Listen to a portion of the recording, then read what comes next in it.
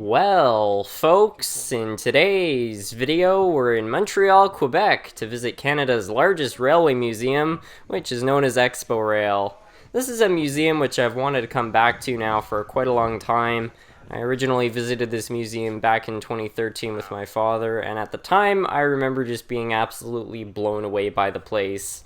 It's an absolutely massive museum which has a super large collection with tons of diesel locomotives, steam locomotives, a few electrics, plenty of rolling stock, and tons of other railway related artifacts. So it was very impressive then, and I've got to say it's just as impressive in present day. If you're a person who's into trains and you're in the Montreal area, this is definitely a place I would recommend checking out. Anyway, the reason for this trip was that earlier this year, me and my train buddies were talking about going to this museum, and we decided that if the conditions with our current state basically in the world are good enough, then we'll go as a group, and we'll make it a whole road trip. And as the way everything turned out, we were able to do that, so it was quite a bit of fun. We all got to see the museum together, and I think everybody had a really great time. This right here was a locomotive that I was quite happy to get to see in person. For anybody that doesn't know, this is what's known as an LRC, and if you're in the year about 1985, this probably would have been the most common passenger locomotive you would have seen on Canadian railway lines. I know that Amtrak had a couple of them in the late 1970s, but they turned down anymore due to reliability issues. LRC stood for Light, Rapid, Comfortable. However, my grandfather, who worked at Transport Canada during the 1980s, often referred to them as Light, Rapid, Crappy, probably for the same reason. I still think they're super cool, though. They've got a really unique look, and they were also the first Canadian trains to be fitted with active tilt. I believe this right here is a 70-ton switcher locomotive. Now, years ago when I visited this museum, they actually had this thing hauling a single passenger car down a small excursion track, which actually leads to a second station that they have. And here it is back in 2013. There's me right in the middle. Here's another photo inside the cab of the locomotive, and I'm really hoping that they can fix up the paintwork on this engine, because if you compare it to the 2013 photo, it is looking a little worse for wear. Here's a 1977 M420 locomotive built by Montreal Locomotive Works for the Canadian National Railway. I couldn't tell you what year it happened, but clearly at some point in its lifespan it was transferred to the St. Lawrence and Atlantic Quebec Railway. I also don't know what the operating conditions of this engine are, but it doesn't appear to have moved more than 5 feet over the last 8 years. So if any of you know any details about this locomotive, put them down in the comments. I'm kind of curious to learn more about it. Here's an Amt Commuter Locomotive. Unfortunately, I wasn't able to find anything out about this locomotive online, so I have no idea when it was built or when it was taken out of service. I was able to find some photos of it operating, including a photo from 2009, so I assume it must have been taken out of service sometime after that point, but there have been a few years between now and 2009, so it doesn't really give us a clear picture of when exactly it was taken out. We're now entering one of the main barns. Inside here they have a ton of really beautiful steam and diesel locomotives, as well as a whole bunch of different streetcars. This first streetcar that you're looking at right here on the right, I really don't know any of the history of. The second one, however, is actually really special. It's one of only 4 ever built. This museum happens to have 2 of them. I'll show you the second one later. I've actually seen the third one. It's at the Seashore Trolley Museum in Kennebunkport, Maine. Just look at the design of this thing. They used to operate these apparently in downtown Montreal, and they must have been absolutely gorgeous. I can only imagine what it must have been like to actually ride on one of those back in the day. This engine right here is Canadian National's first diesel-electric switcher. It was built in 1929 and was put into service in 1930. Here's another MLW product built in 1920 for the Canadian government, which eventually sold it off to CN, and that's sitting beside some sort of old Alco RS unit. I'm not sure what kind.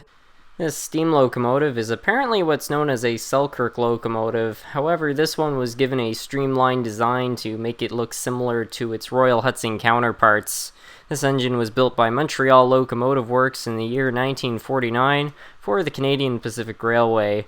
And the museum was kind enough to build this stepladder so you can actually get up and look at the inside of the cab of this engine. Coming up in a moment is a streetcar, which according to my train buddies is apparently the oldest surviving streetcar from the city of Ottawa. The locomotive on your right is Canadian Pacific's very first diesel-electric locomotive. It was delivered to their Montreal yard in November of 1937. Canadian Pacific held on to it until 1944 when they sold it to Marathon Pulp and Paper. Marathon then continued its operation until 1964 when they donated it to the museum, who subsequently returned it to its original paint scheme. The locomotive you're currently looking at is a Canadian National steamer built by Montreal Locomotive Works in May of 1929. I couldn't find much on this engine, but apparently it sat in a scrap heap for years, and just before it was scrapped it was somehow saved by the museum. That's about all I could find out about it. Here's a better look at that Alco RS unit. I couldn't find a whole lot online about this locomotive. I believe it is operating because there's a photo of it actually running in 2015. It was apparently built in 1949, but that's pretty much all I could find out about it. This locomotive right here is an RS-18. It was built by MLW in 1958. I really like the paint scheme on this one. They, I think, definitely restored this at some point, and it looks great. This locomotive over here, called the John Molson, was built in 1970 by Kowalski as a replica of an 1840s-era steam locomotive. I don't know if this is the same Kowalski that builds motorcycles, but if it is, it's pretty interesting that they apparently build steam locomotives as well. Maybe not so Canadian. Behind the Kowalski, they have a Plymouth Switcher Locomotive with a Hydro-Quebec logo on the side, so I assume it must have had something to do with their operations. And behind that, they have an MLW M420 Locomotive. This was built in 1971 for the Canadian Pacific Railway. Now, the next locomotive I'm about to show all of you is something that's really special. It's not something I think anybody would expect to see in a Canadian Railway museum, and it's something that I think the viewers from across the pond are really going to like to see. And it is, of course, the famous Dominion of Canada. This LNER A4 class locomotive was completed May of 1937. It was operated sometime until the 1960s, when in 1965 it was actually put up for sale for scrap. Luckily it was saved and eventually brought over to this museum right here. Surprisingly, in 2012 it was actually shipped back over to England for a special 75th anniversary. And while it was there in 2013, it actually got a cosmetic restoration for the anniversary. So you can see right here it was painted in Sheldon, England in May of 2013. This is just a fantastic looking locomotive. It looks great on the inside, and it's nice too that the museum actually lets you go inside here. I just find this locomotive super fascinating. It's just not the type of stuff you get to see here in Canada all that often, and they actually let you walk through the tender as well, which is sort of special. It's overall just a really nice piece the museum has, and it's definitely something I would recommend having a look at should you ever come through this museum yourself.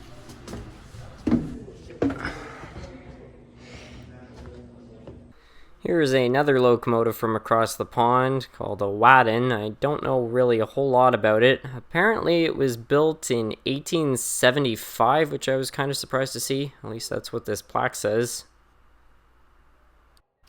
They also have a French steam locomotive here. This was built by SNCF in 1908. This is a gas-electric switcher built by Porter in 1928. It also happens to be the museum's very first piece of functioning equipment. You can see right here they've got a passenger car hooked up to this switcher locomotive right here. I believe this is on the same little excursion track that they had the train I was showing earlier on back in 2013, so it's possible this is what's pulling the train now. And they also have this Low and Bud car, which looks pretty nice from Canadian Pacific. We're now inside the Angus Shops. This is definitely one of the fancier parts of the museum. They've got a ton of stuff in here. Just like the rest of the museum, they have a lot of full-size railway-related artifacts, so there are a lot of locomotives in this building, a ton of pieces of rolling stock and streetcars and everything else. But as you can see, they also have all sorts of kind of miscellaneous stuff. A lot of historic pieces. You can see down there they had some model trains. I think one of those plaques is off a Royal Hudson. They've got all sorts of railway pieces of equipment. Over here they've got a couple of models of turbos. This is all really interesting stuff. It kind of strikes me as being a little bit random with how it's all laid out, but I'm sure everything in here has some sort of a story. Anyway, here is the most exciting part. This is where they store probably the majority of their stock. You can see they've got a lot in here. Just look at all the locomotives, passenger cars. I mean, they've got a little bit of everything in here. So this is kind of like the top. There's this little balcony where you can actually go up and look over everything. But of course, you can also walk amongst the locomotives. So once you've had a good enough look, yeah, you can go stroll downstairs and actually look at everything at the same level. I don't know if it's the type of oils they used to use on these locomotives or what the case is, but I find all railway museums have a very distinct smell to them, and every time I walk into a place like this, I find it just takes me right back to being a kid again. Right over here is the second one of those wonderful streetcars that I was talking about earlier. I really like what the museum has done with this section. I mean, it's just nice that they lined up a whole bunch of, these really sharp-looking streetcars. But if you look down, you can see they actually have rails and cobblestone and stuff. So they actually tried to kind of emulate, I guess, what it would have been like back when these, streetcars were running when the streets were still built out of cobble. And you can see they've got these kind of retro lights. It's just sort of interesting that instead of, making it bland with just concrete, they actually kind of tried to make that section specifically for the streetcars. They also have a couple of electric locomotives as well as an open traction motor. Here they have some sort of metro type locomotive. I didn't do any research on this thing, but if I were to take a guess, it kind of looks like something Bombardier might have made at some point. One thing that I did find really fascinating about it is this thing had regular steel railway wheels as well as tires, so I guess it could run on both kinds of subway track, which is not something I was aware that any transit vehicle could actually do, but apparently so. This CN locomotive was built again by Montreal Locomotive Works in 1914, and right near that they've got this beautifully restored passenger car of some sort, as well as an old caboose. They have this steam engine, and this one's pretty unique because they actually let you go inside. I think a lot of things have been removed, but it's one of the few steam engines I've seen where they actually let you access the controls and everything else. I find in most of these engines they have it glassed off or something of the sort. The firebox was also open, which was something I was surprised to see. Usually they have those glassed off. They really had such a way with the artwork back in the day. This locomotive right here is really special. It's Canadian Pacific's 2850. This is the Royal Hudson, which pulled the Royal train across Canada in 1939, which is one of its major claims to fame. There's another smaller piece of history, which I'm a real big fan of, which is that they actually put this thing on display at the Hershey factory when they were opening the plant in 1963, which I thought was really special of Canadian Pacific to do at the time. Anyway, Expo Rail is sort of a unique museum. It might be the only museum I'm aware of where you can actually walk under a steam locomotive. Not a lot of museums have this kind of setup, but like I said, this barn is definitely one of the fancier ones, and they were able to actually develop this section where you can see, finally for the first time in your life, what the underneath of a steam locomotive looks like. They used to have a diesel parked beside the steam engine, and I thought that was kind of nice because you could actually kind of see the difference. Now they just have a passenger car there. It's still something unique to see, but I thought it was definitely more interesting when they had both here.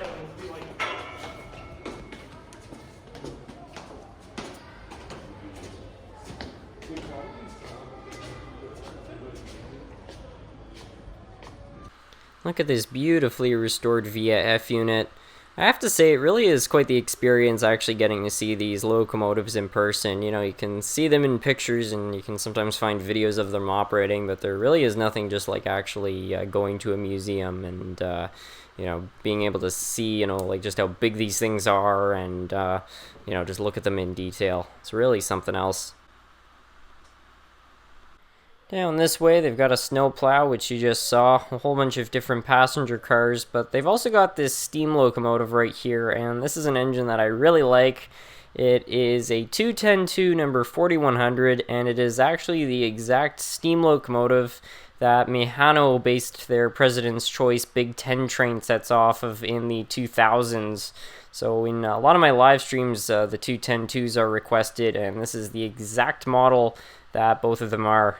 You can definitely see quite a difference in the tender, but I still found it interesting that that is the real-life version of those models. This caboose is one of the few attractions in this part of the museum which you can actually go inside, so I decided to pop in and see what it looked like, and this is what I saw.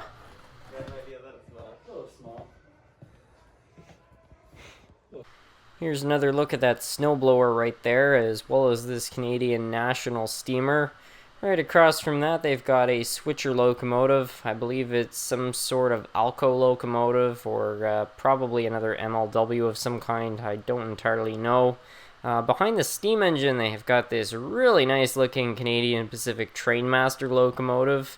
I'm quite a big fan of the Trainmaster locomotives. Just the 12-axle engines, I think, are really nice looking, and the older style Canadian Pacific paint scheme is great. I mean, the newer ones are fine too, but there's something that's awesome about the original paint schemes that they used to put on these diesels. This steam engine that we saw earlier too, you can actually go up into the cab. Unfortunately, it's kind of glassed off in one section, so you can't actually sit in the driver's seat or anything, but it is nice in the museum to let you into the cab of this locomotive just to have a look around.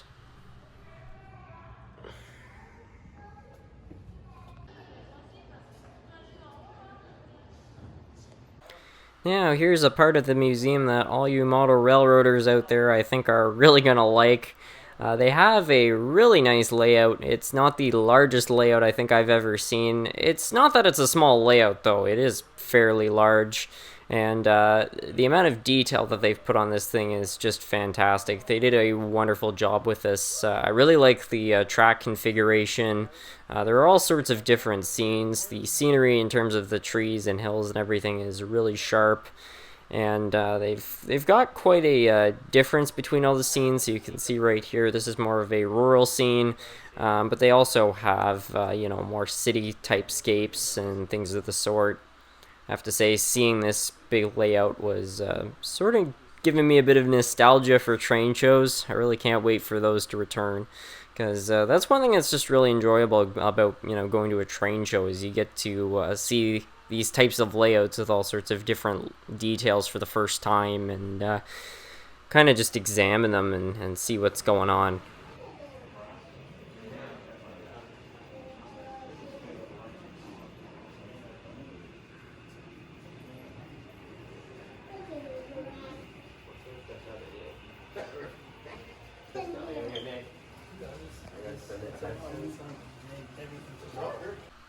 I should point out too that this is an operational layout. They only have a couple trains running on it, but it really does bring the whole thing to life. I really like what they've done with this kind of more industrial side of the layout. The turntable with all the steam engines just looks fantastic. Here's one of the other trains. I think this one's being pulled by a Trainmaster diesel. I don't know if what they're talking about in terms of equipment, but apparently they have 640 HO pieces of equipment. I don't exactly know what they mean by that. I assume it's a combination of locomotives and rolling stock, but it's a pretty impressive collection if that's what they have. They also have a few display cases, which I'm going to show all of you in a second, which have a whole bunch of different pieces of equipment, which I'm pretty sure are also included in that 640 figure.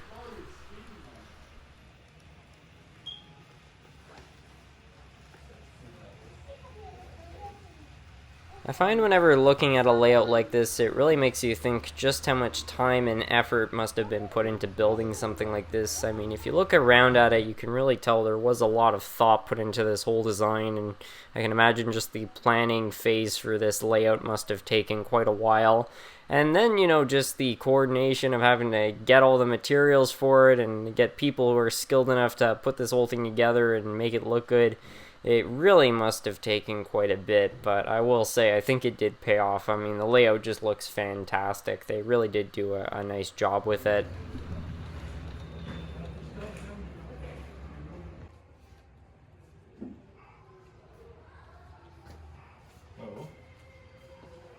We gotta go find Nick and the other.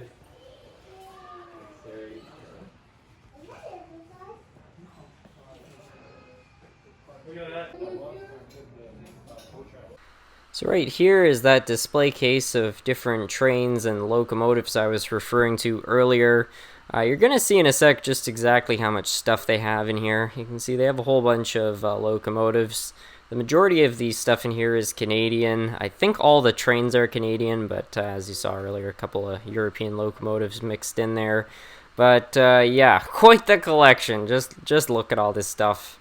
It's really quite something.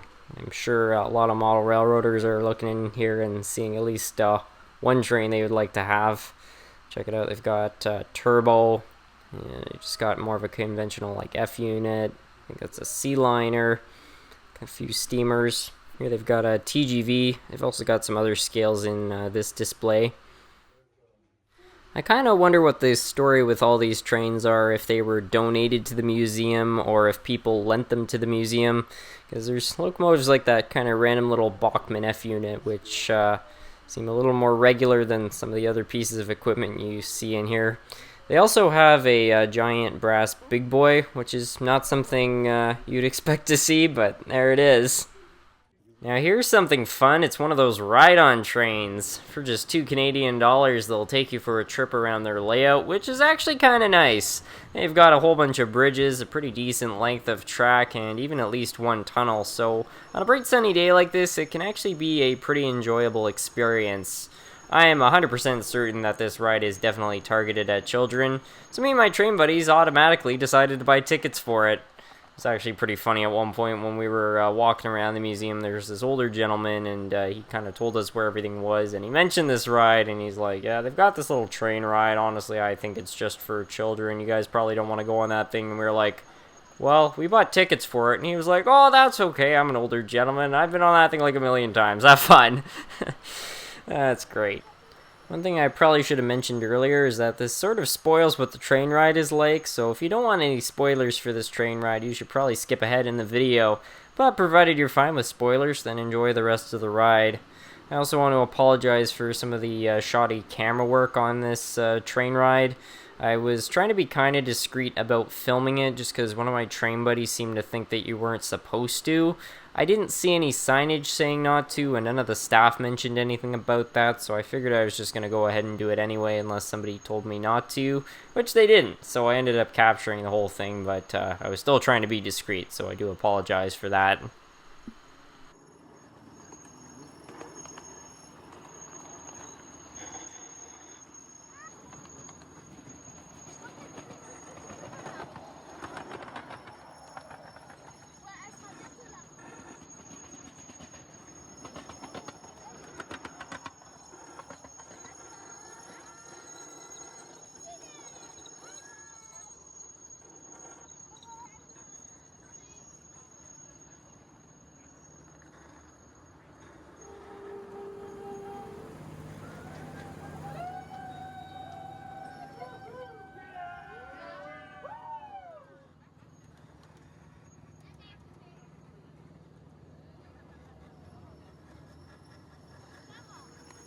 Well, folks, that's going to be it for today's video. I hope you all enjoyed this tour of Expo Rail and a little bit of information I was able to find on some of the pieces this museum has. While I was in Montreal, we did end up going to a train store, which a lot of you recommended, so stay tuned for that visit. But until then, I'd like to leave you with this footage of some funny stuff that happened. What's up, folks? You're watching SMT Mainline. Damn, she's fine, bro. Smile. Oh, you're taking photos of me. I mean, I'm taking. You're the star of the show here, Nick. Why am I the center of the show? Oh, there you go. You know, you hop in the caboose, you listen to some old Stompin' Tom. You know, it's a good old Canadian excursion. Sure thing there, bud.